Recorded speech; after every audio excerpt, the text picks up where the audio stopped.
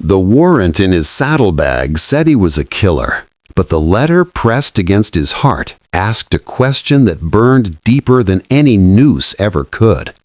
Would he choose freedom without her, or risk death for one last chance to prove his love? Subscribe to Wild Sky Stories. Turn on the bell icon so you can do not miss any new video. The dust rose behind Elijah Kane's horse like a copper ghost, swirling in the dying light of a Texas sunset.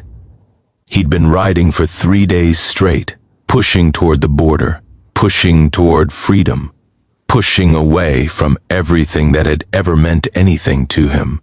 His saddlebags carried everything he owned now: a change of clothes, $47 in crumpled bills, a warrant with his name on it that he couldn't outrun forever, and folded carefully in his breast pocket, pressed against his heart like a wound that wouldn't heal, a letter written in handwriting so familiar it made his chest ache. "Don't go," the letter said. "Please. If you ever loved me at all, don't go." The words were burned into his memory now. He didn't need to unfold the paper to see them. They played behind his eyes every time he blinked, every time the rhythm of his horse hooves slowed enough for thought to creep back in. Sarah Jane Mack Allister had written those words 3 nights ago, standing in the doorway of her father's ranch house with tears streaming down her face and her auburn hair loose around her shoulders.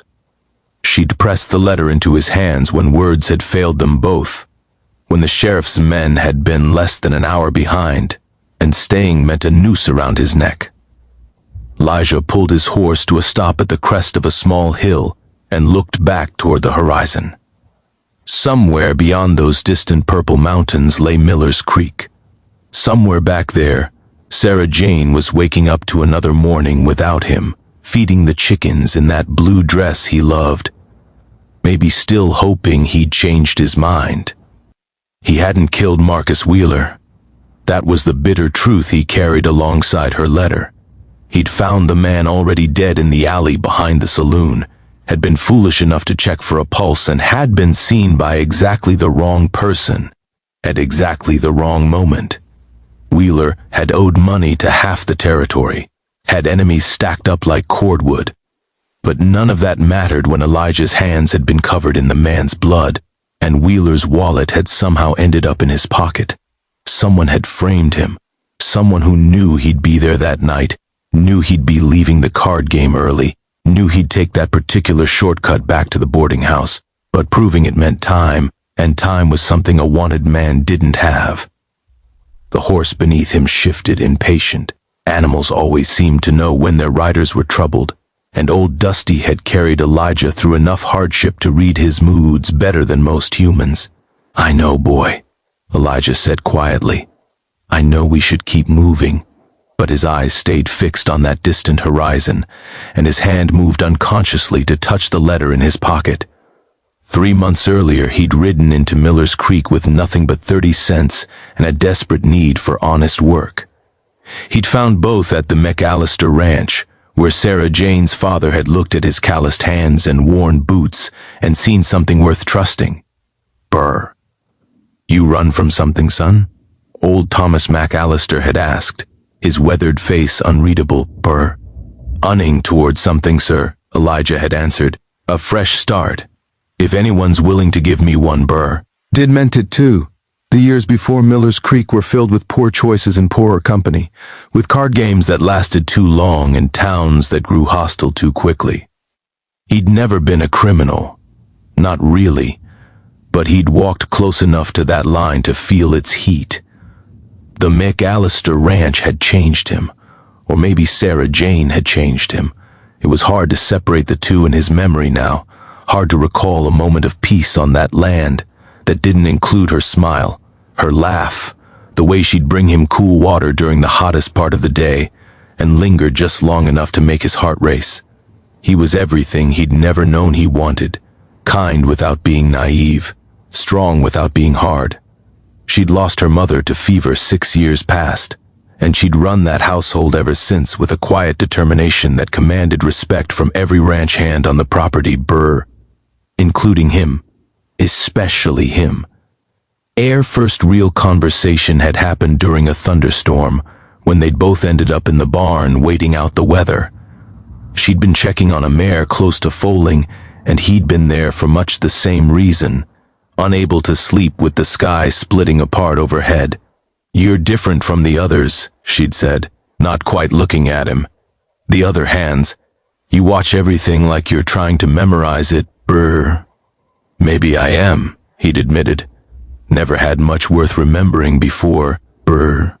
He'd turned to face him then, her green eyes luminous in the lantern light. "That's the saddest thing I've ever heard anyone say, and somehow the most hopeful too." He'd fallen in love with her in that moment, though it had taken him weeks to admit it even to himself. Men like him didn't get women like Sarah Jane McAllister. Men like him got the hard road and the empty horizon and the constant looking over their shoulders. She'd chosen him anyway, against her father's initial objections, against the whispers of the town gossips, against every sensible argument that said she could do better. "Don't want better," she told him one evening, standing under the oak tree where they'd shared their first kiss. "I want you, whatever that means, wherever that takes us." He'd believed her. God help him. He'd actually believed that life might finally be offering him something good. The sun had fully set now, and the night chill was creeping into Elijah's bones.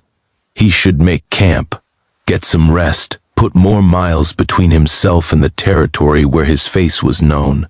The smart thing, the survival thing, was to keep running until the running stopped mattering. But Sarah Jane's words echoed in his mind like a hymn he couldn't shake. "Would you leave if love asked you to stay?" She'd asked him that question the night before he'd found Marcus Wheeler dead. They'd been sitting on her father's porch, watching the stars emerge one by one, and she'd turned to him with an intensity that had stolen his breath. "If something happened," she'd said slowly, "if you had to choose between staying and going, between safety and me, what would you choose?" He'd laughed then, thinking it was a hypothetical question born of the romantic novels she kept hidden in her bedside drawer. "Nothing could make me leave you," he'd promised. "Not storms, not distance, not anything this world could throw at us." How quickly those words had become a lie. Now, sitting astride his horse in the darkness of a strange country, Elijah finally allowed himself to consider the unthinkable. What if he went back? What if he faced the charges, trusted in the truth, bet his life on the justice system of a territory that had already decided he was guilty? Sarah Jane believed in him. That much was certain from her letter, from the desperation in her written words, from the way she'd clung to him in those final moments before he'd fled. "I know you didn't do this," she'd written. "I know it in my heart the way I know the sun will rise. Come be. Ack, let me help you prove it. Don't let them take you from me by running. Please, Elijah, please." His throat tightened. He'd told himself he was leaving to protect her, that his presence in her life would only bring her pain and scandal. But sitting here now with nothing but empty miles ahead and aching memories behind, he wondered if he was just being a coward. Turning himself in meant risking everything on the slim chance that truth would triumph over appearance. It meant putting his life in the hands of people who had already condemned him.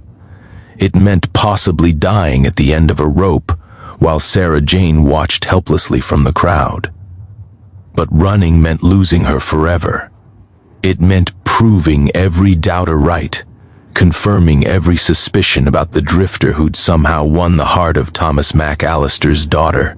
It meant becoming exactly what they'd accused him of being, a man without honor, without roots, without the courage to stand and fight for what he loved.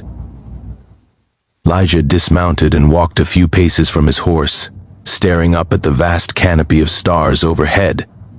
The same stars that shone over the McAllister ranch. The same stars Sarah Jane might be looking at right now, wondering if he'd made it across the border, wondering if she'd ever see him again.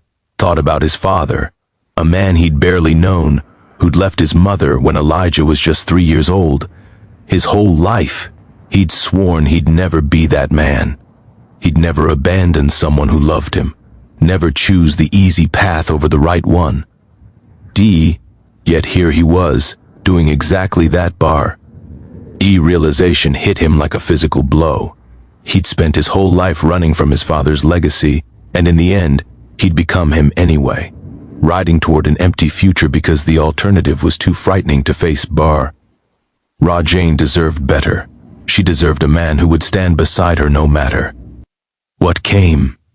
She deserved someone brave enough to trust in her love, in her judgment, in her willingness to fight alongside him. Elijah pulled the letter from his pocket and unfolded it carefully, reading her words one more time in the faint moonlight. I've already spoken to Judge Harrison. He knew Marcus Wheeler, knew all the people who wanted him dead. He's agreed to review your case himself if you turn yourself in peacefully. It's not much, but it's something, a chance.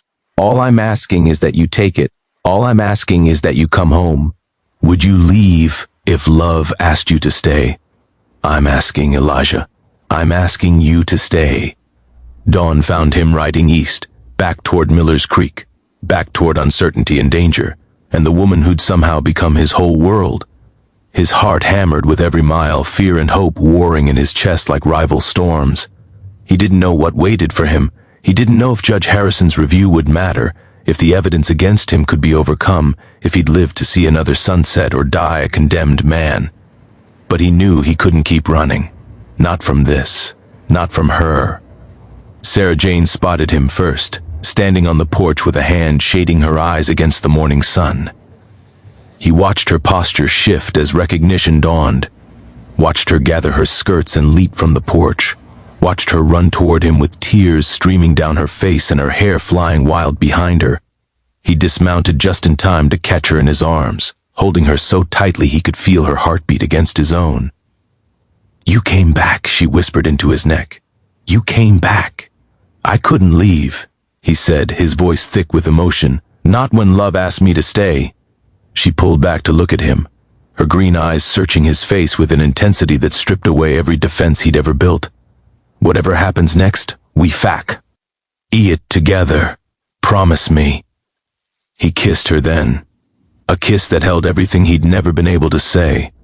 All the fears and hopes and desperate longing of those terrible days apart. I promise, he said against her lips. No more running. Not ever again. Behind them the sun rose higher over Miller's Creek, painting the sky in shades of gold and crimson. And Elijah Kane finally understood that some things were worth risking everything for. Some things were worth staying for, no matter the cost. And love, true love, was the greatest of them all.